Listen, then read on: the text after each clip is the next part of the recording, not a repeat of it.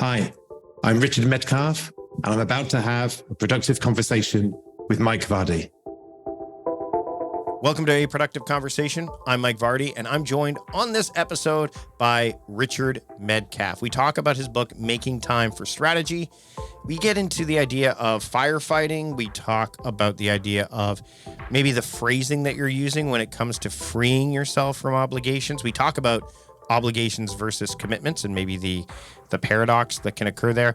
A lot of stuff as we make our way through the book. Richard, by the way, he describes himself as what you get if you were to put a McKinsey consultant, a slightly unorthodox pastor, and an entrepreneur into a blender. He's the founder of X Quadrant and a trusted advisor to exceptional CEOs and entrepreneurs and their leadership teams. It was a fantastic conversation. I literally just got off the call with him, and I know that we could have gone on much longer.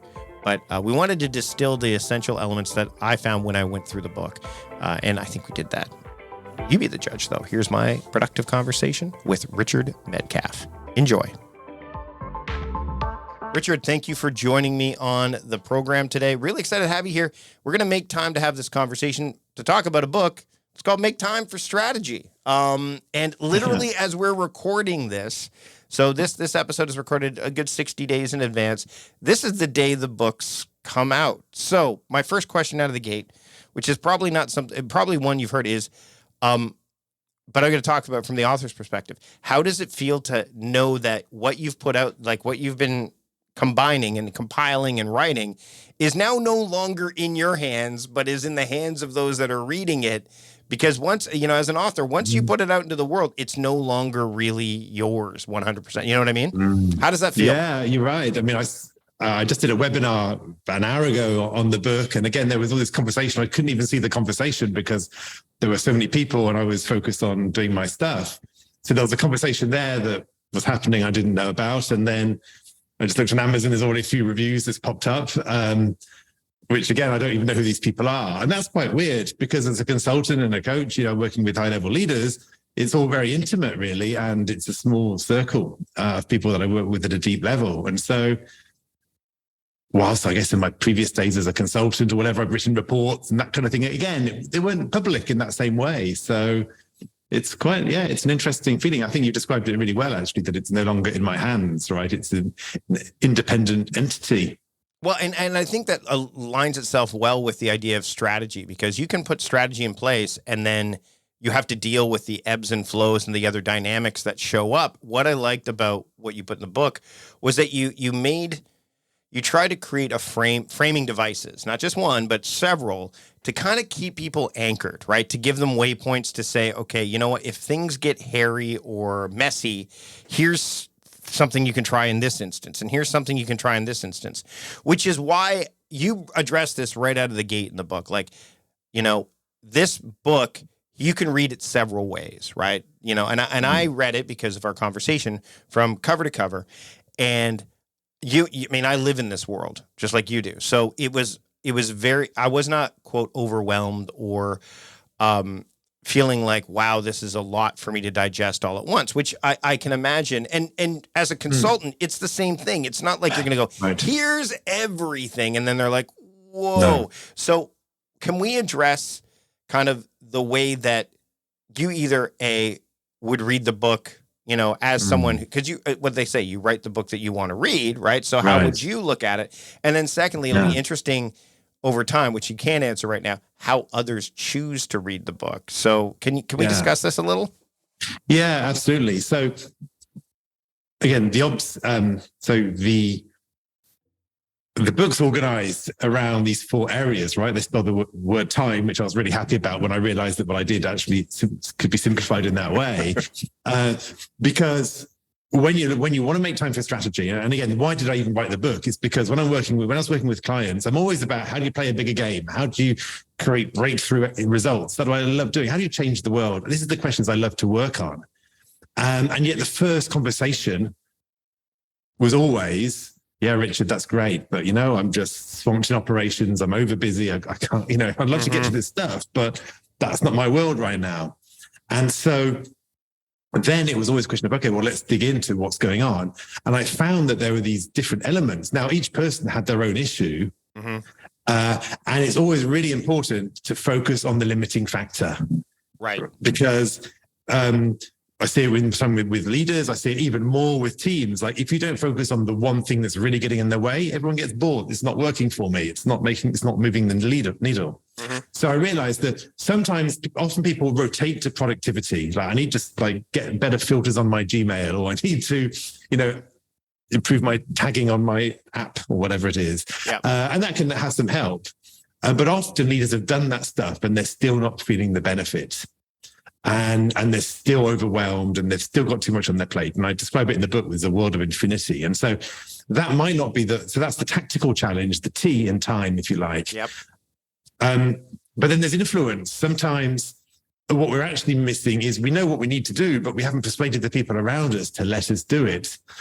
As I say in the book, if you go on a diet, the people that are going to hold you back are likely your family. Mm-hmm. They're going to offer you the chocolate cake or complain when you go out with your running shoes because they want to hang out with you or want to eat chocolate cake with you. Or you're going to family meal plan and you're the outlier because you're not eating the same thing they are. Things less convenient. Yeah, exactly. That happens here all the time, by the way.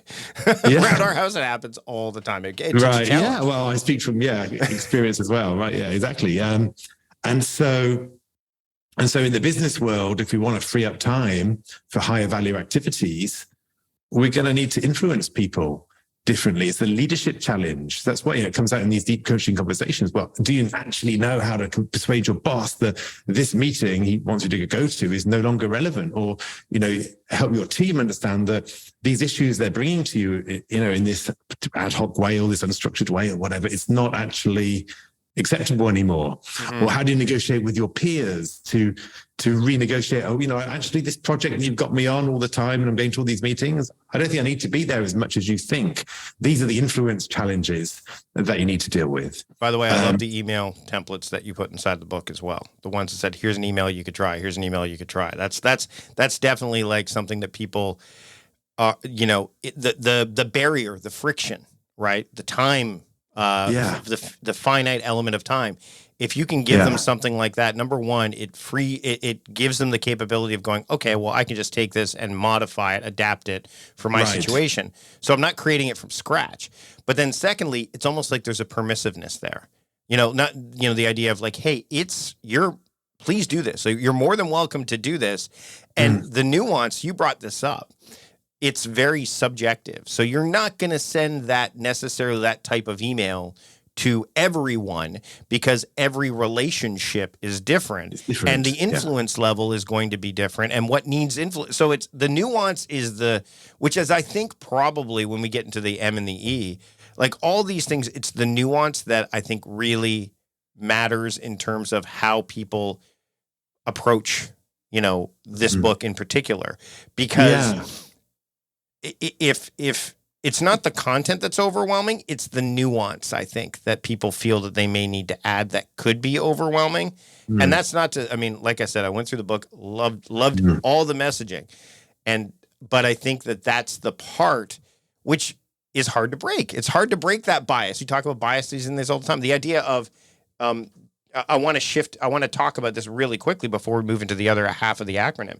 Yeah. But you mentioned don't free yourself up from something, free yourself up to or for something instead. And Ryder Carroll and I were talking about this on a previous episode. We'll link to that episode in the show notes as well. But the idea of purpose versus productivity, you just mentioned. People lean into productivity because it's the default. Whereas purpose, productivity without purpose is doing productive, not being productive. So that was I think not enough people think about that. People think in terms of I have to free myself up from this. I feel trapped by this, as opposed to embracing what they really need and want to do. Right? It's because it's the pain point. The pain point. I've got all this stuff coming on my way, and it's this trap. We kind of get this tunnel vision. It can feel good on one level because we're getting through our to-do list, or we're making progress, we're adding value. But the big trap is that we as we focus in and drive harder, we just miss these opportunities up to one side. You've probably seen that video on YouTube of the basketball match, right? Where they're passing a basketball between the team, and you've got to count how many times they pass the ball. And halfway through, a guy in a gorilla costume walks through, and you don't see it, right? Because you're too busy counting the balls that are being passed. And it's a classic thing. Like, we feel we're being productive, we feel we're adding value, we're driving hard, and yet there are these big breakthrough opportunities that are just available if we were able to stop and see them.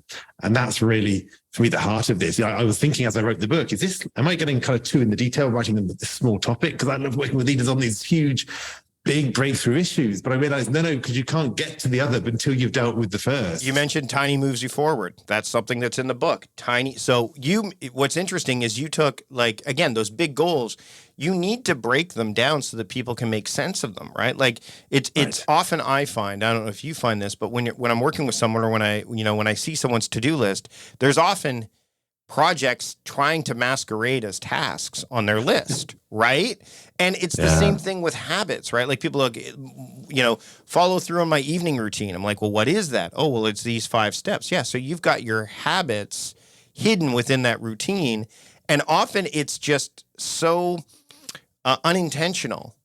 But the subconscious is going, like you said, these things are harder or challenging, or the bias of, if I break these things down into their smallest particles, I have more to do now. Not true. Right. It's a myth, right? Like, it's just now you can see it all. And you can see the things like the commitments that you make. You actually talk about the commitment inventory in this, which I love the idea of that, because I think that the term commitment can be a fair weather term if it's not, you know what I mean? Like, when people commit to something, the idea of to commit, I wonder if it's started to lose its weight in all of the things that we're needing, that we feel that we are needing to do. Well, let's talk about that. Yeah, I mean, there's a phrase that somebody said to me, which is that most people are over obligated and under committed. Right. That's a great way of putting it, right? So when I'm working with clients, I really trying to draw out from them. One of the things I want to draw out is, what is the thing which you are so passionate about that you have to 100x it? Like, what's the thing which is so exciting, which is so meaningful for you? Because we all chase the numbers and, these kind of things, with metrics, and kind of get the buzz. But like, what's the thing at a deep level, which is going to get you out of bed, and you're going to stop at nothing to deliver? And normally you've got to search a bit for that. But when you find it, boom. Well, and this lends itself nicely as we go into the second half, because the thing between our ears is often the thing that keeps us, and to be able to tap into that a little bit more. So can we move forward with the remaining so we got tactics? Yeah, we've got tactics and influence, and the next one is mindset. Part of you wanted to start the book with mindset, but then the acronym wouldn't work. It doesn't really matter. But, because mindset is so important, because what we believe is important, necessary, and desirable, the way we see the world, like, that is the reality we live in, and it defines everything. And it can be so hard to see beyond that. I mean, I mentioned in the book, one client I was working with was stuck in his inbox and not getting on those transformational projects because he felt that he was being trustworthy, reliable, and a team player by getting back to people, not being the bottleneck. And I understand that. But when I pointed out to him, or when we worked together, and he started to realize that his CEO was counting on him for these big transformational projects, his board were, his customers, the internal team, they all wanted these big projects to happen. I said to him, look, you're getting paid the big bucks for delivering on this. So I put it to you that you're actually being unreliable, untrustworthy, and not a team player when you're in your inbox. Yep. Doing the low-level stuff. And it's like the one click and his whole world shifted. It didn't need then the productivity tips he thought he wanted to get from me. I explained to him that I was far too expensive for him to be telling him how to, apply filters or whatever. It's amazing though, right? Isn't it?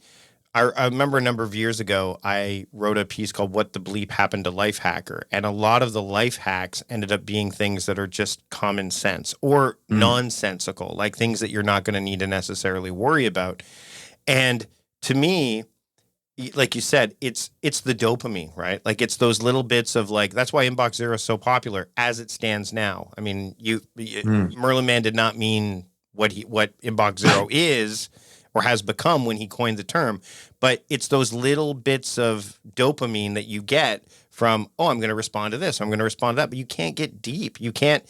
And what I like about the fact that mindset actually comes third, there's a couple things I like about it. Number one is you get into the tactical stuff right away, right? Like which a lot of people want. They want that right away.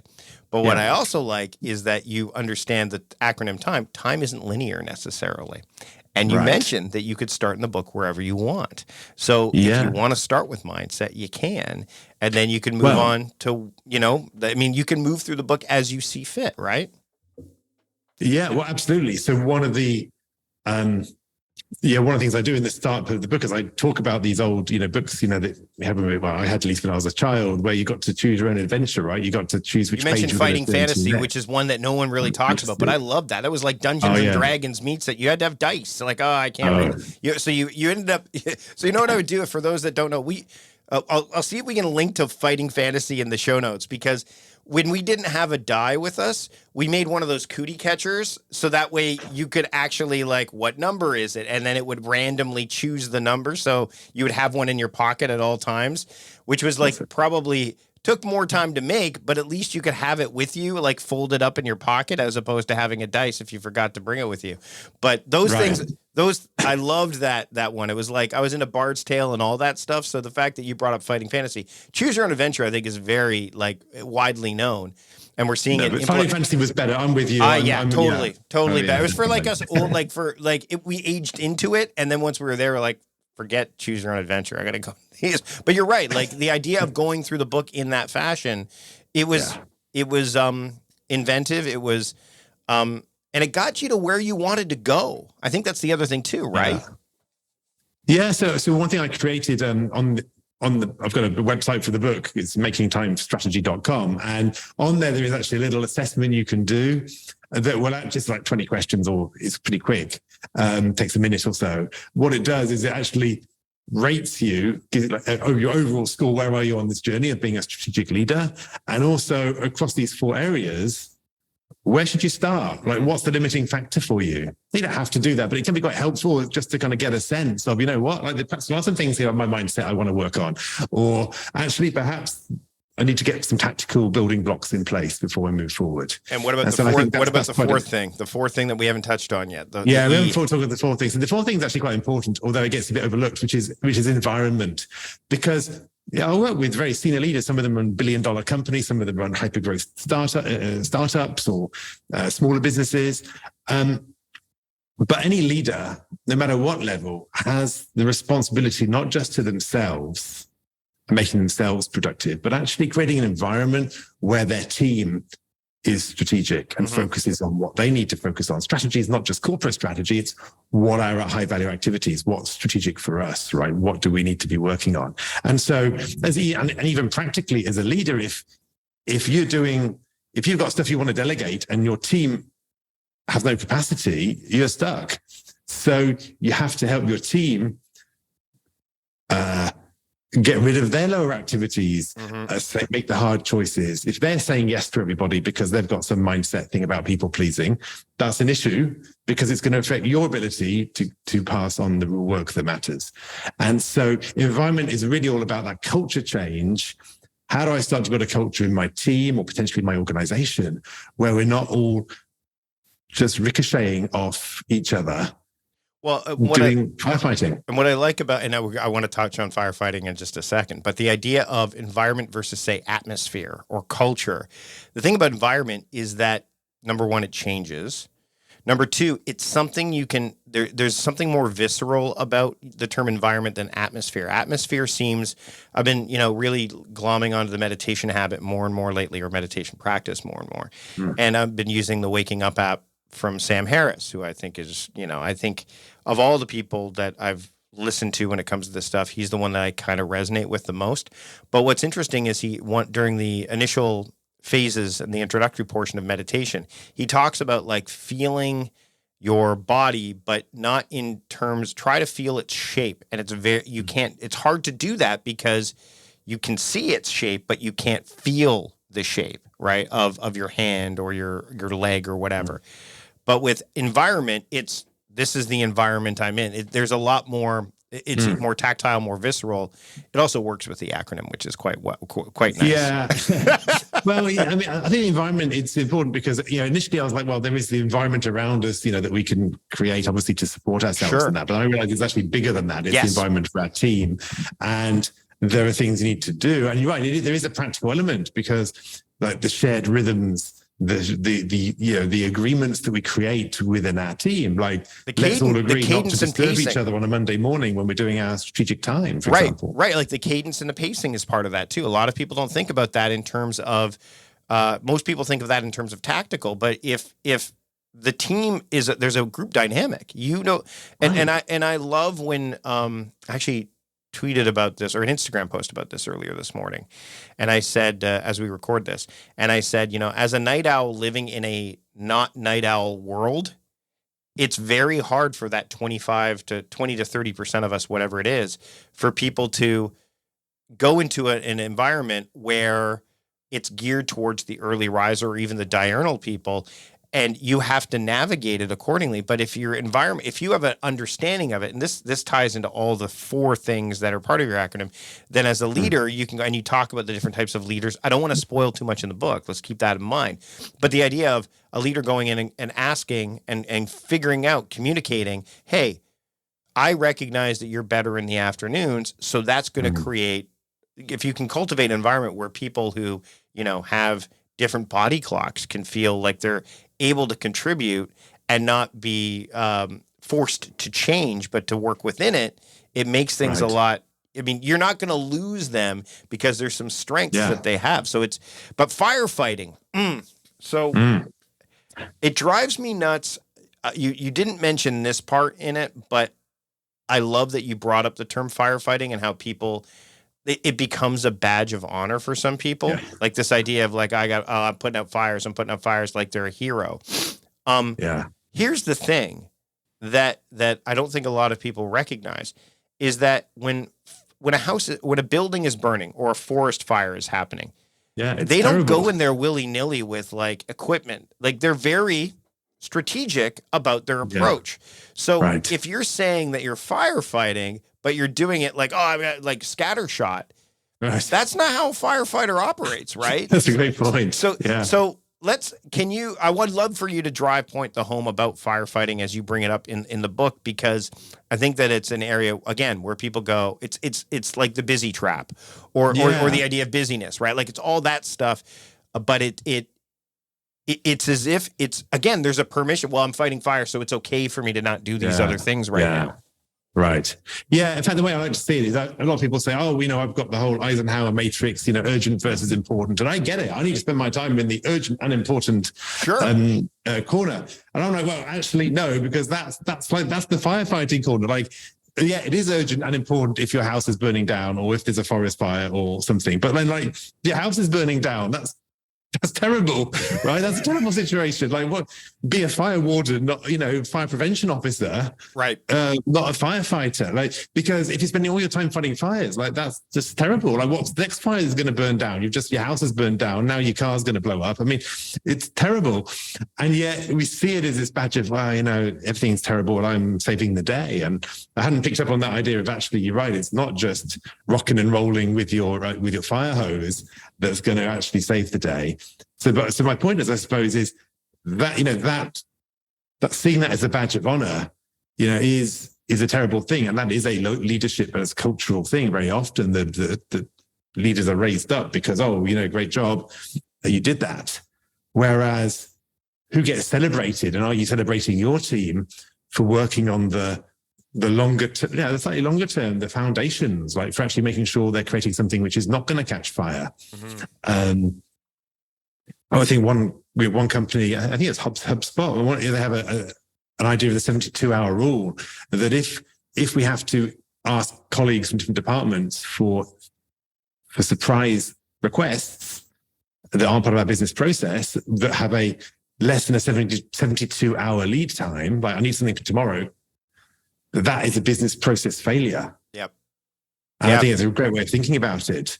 It's like one of the CEOs I work with has a phrase which is, if something comes on my desk that I have to change, that I can't just basically sign off on, there's been a business process failure. How come some decision has come to my desk that I can't just sign off on?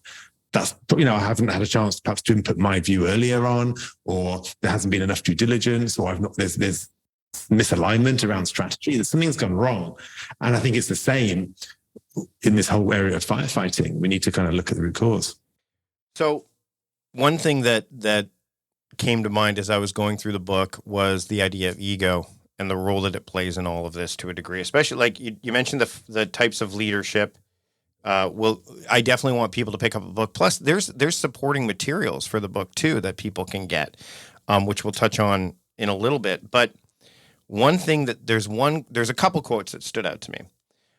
The first quote that I think was really powerful for me was the idea of, you can't shift gears when your foot is pinned to the accelerator, right? So the idea that, and this goes back to the initial talk about productivity, like people tend to, they don't slow down in order to make proper decisions. And in order to, I would imagine, and you've consulted a ton of people, in order to make time for strategy, it does involve an element of slowing down or even pausing, right? Yeah, I mean, I have a little snail on my desktop, a little pewter snail, just to remind me, slow down, Richard, because I can think fast, I can talk fast, I can act fast, I can be super productive, right? In the sense, kind of driving forward sense. And yet the breakthroughs come when you become deeply present with one person in front of you, when you become deeply present with yourself, when you when you get out in front of your computer, go somewhere else. And it can be so hard. I remember one of the projects I worked on when I was in the corporate world, I spent a day working on this thought leadership. Nobody was asking me for it.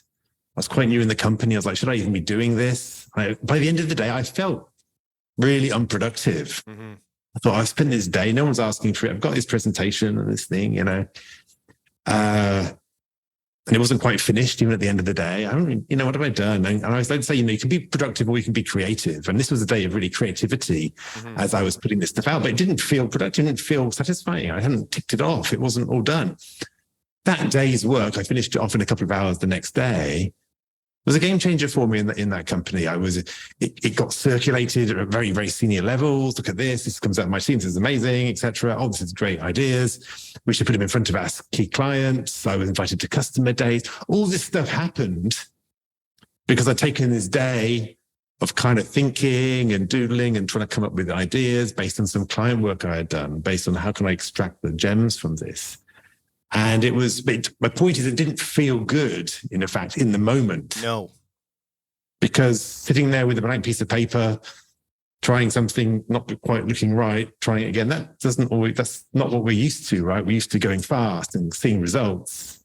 Well, and that's the thing is, I know you mentioned like you need to be creative instead of productive or something along those lines, but I know what you're getting at here is you need to understand that like if you do the creative stuff, that is a form of being productive. It, like you said, it just doesn't feel like it because it takes longer. It's harder, more challenging. It's harder. The other stuff screams at you louder. Right. And what the ego wants to do is go, I need the approval. I need this. I need to be feeding myself with achievement. And before we wrap up, and there's lots of great nuggets in terms of quotes that you mentioned about reflection and action, and we could talk for a long time about a lot of the stuff that's in this book. But there was one thing that I highlighted as I was making my way through the book that I wanted to make sure I came back to with you. And this is a thing that definitely relates to the ego, but it also, I believe, lends back to this idea of purpose over productivity, or purpose alongside or aligned with it. And you said put contribution ahead of popularity.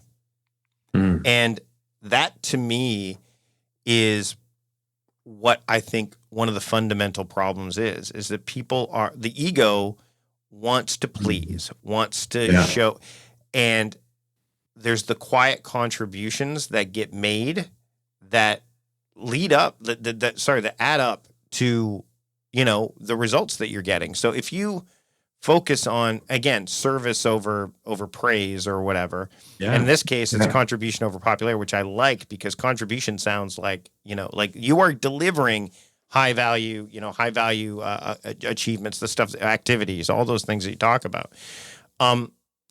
When you were thinking about that idea of contribution over popularity, how did that land with you when you first kind of came across that, whether it was something that you had accumulated through working with clients, whether it was something that you modified from something you read, or if it was just like when you broke away from your desk that one day, it was like an epiphany type of thought? Because I don't think people think about it. They'll think about, again, if I check off a bunch of boxes, that's going to be contribution, but it may not be. It's this, again, it leads itself to all the four things. So I'd love to, as we get close to closing off here, have some thoughts around that, because I think that that's a message that gets missed. Yeah, I think we often act because of fear, because of fear of loss, fear of our reputation, fear of not achieving, being successful, whatever, fear of not being seen as whatever it is. And people pleasing, is an example of we're just looking at the person in front of us rather than the bigger picture, right? The bigger picture is there's people who are not in this conversation who have a call on our time and our energy and our impact. So, you say yes to your boss and you're saying no to your family, you're saying yes, whatever it is. So there's always these trade-offs. And I think for me, as I work with clients and even looking at myself and my own business, it's really important to say, it's like at the end of the day, we're playing the long game here.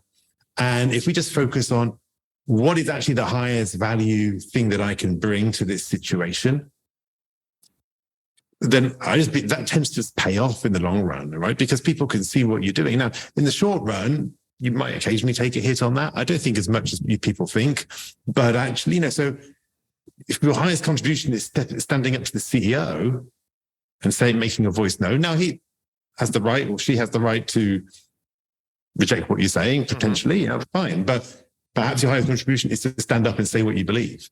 Right. Your highest contribution is to push back on something which you believe is not in the biggest interest of the business. Now, if you're trying to do that because you're trying to optimize your own little KPI over here, where this year's bonus is attached to, fine, people see that and they realize, this person is not stepping into their full impact, their full role.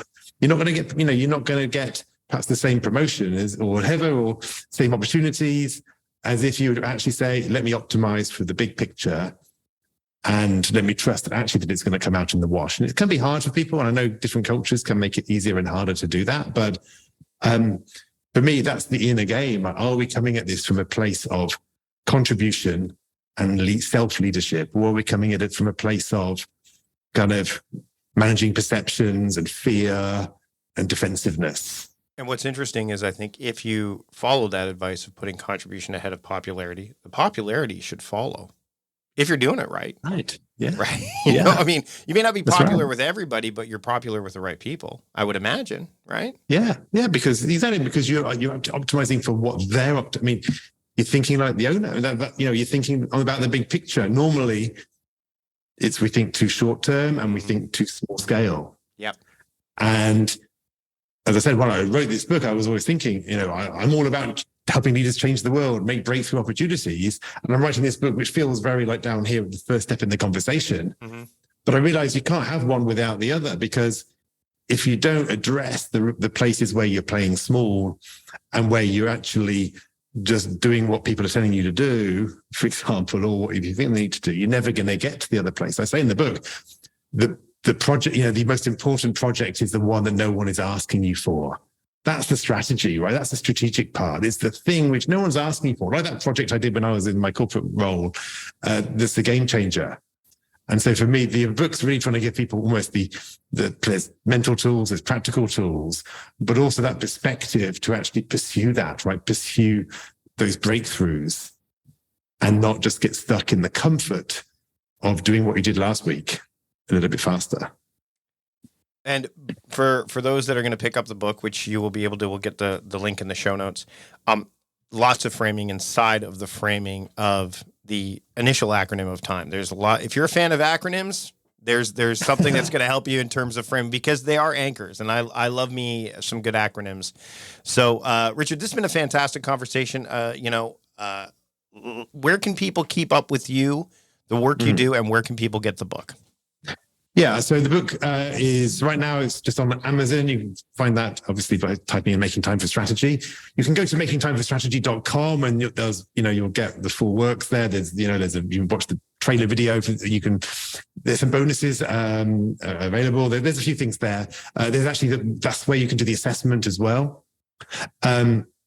Find me on LinkedIn. I try to write a value-added post every day. I'm fed up of much of the LinkedIn is posturing and just sharing random links. I try to write something interesting and thought-provoking every day on LinkedIn. And my business website is X Quadrant, xquadrant.com, where people can perhaps look me up as well. So I'll put some of those resources, actually, if you're interested. I'll put it at xquadrant.com/a productive conversation. Sure. So if you go there, you better find the links to all those things. That'd be great. We'll put that link in the show notes. And Richard, thanks again for having a productive conversation with me today. Thank you, Mike. Thanks to Richard for joining me on the program. You can find all the show notes either by looking at the podcast app you're using now, or go to productivityist.com/podcast471 while you're looking at your podcast app, or even if you go to that particular URL, hit the subscribe button. That way you don't miss a single episode of what's to come. It also helps keep the lights on. And, if you want to search through past episodes, the over 470 of them in the archives, subscribing is the simplest and fastest way to do that. Another way to support the show is to visit the sponsorship page that we have set up for sponsors that you would have heard on today's program. Head to productivityist.com/podcast sponsors to learn more. And when you check out the sponsors, let them know that we sent you. That's it for this episode. Until next time, I'm Mike Vardy, the host of A Productive Conversation, reminding you to stop doing productive and start being productive. See you later.